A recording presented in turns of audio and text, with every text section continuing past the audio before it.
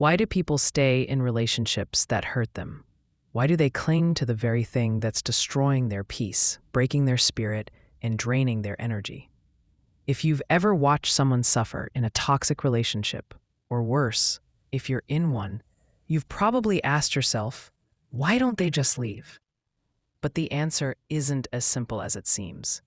Today, we're going to explore the hidden reasons why people stay in toxic relationships, and more importantly, how to break free from the cycle.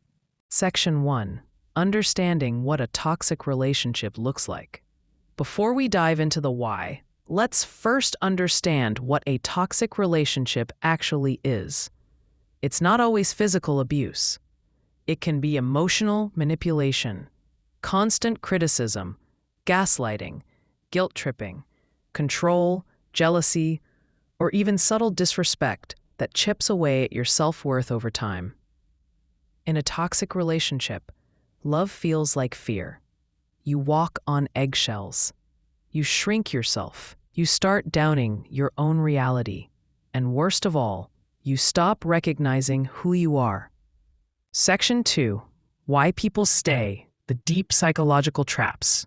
1. Fear of being alone. Let's be honest. Loneliness is terrifying. For many, being with someone, even the wrong person, feels better than being with no one. This fear is wired into our biology. We're social creatures. We crave connection, even if it's toxic, because it gives us the illusion of belonging. But here's the truth. Loneliness in a toxic relationship is far worse than being alone. Because at least when you're alone, you're not being destroyed from the inside. 2. Low self-worth. Toxic relationships don't start toxic. They often start with love bombing, flattery, affection, then slowly turn into something else. When someone you love starts treating you badly, you begin to question yourself. Maybe I deserve this. Maybe it's my fault. Maybe I'm not good enough. But listen, their behavior is a reflection of them, not you. You don't have to earn love through pain. You deserve kindness without condition. 3. Trauma bonding. One of the most powerful reasons people stay in toxic relationships is a psychological pattern called trauma bonding. This happens when abuse is mixed with affection, praise, or occasional kindness. Your brain gets addicted to the highs and lows, just like a drug. You start living for the good moments, thinking they'll last, but they never do. It's not love. It's emotional dependency, hope for change. We're taught to believe in redemption, in transformation. So we hold on thinking, they'll change. They weren't always like this. Maybe I can fix them. But hoping someone will change while they continue hurting you is like waiting for a fire to turn into a flower. Change must come from them, not from your suffering. Financial or social dependence. Many people can't leave because they feel trapped, financially, socially, or culturally. Maybe they depend on their partner for money, or they're afraid of shame, judgment, or breaking up the family. It's a harsh reality, but there is always a way out with support, planning, and courage. 6. Guilt and manipulation. Toxic partners are often master manipulators. They twist words, blame you for everything, and make you feel guilty for even thinking about leaving. They may say things like, "You'll never find anyone like me. You're overreacting. You're too sensitive." Over time, this erodes your confidence.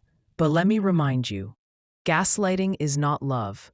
Control is not protection. Guilt is not affection.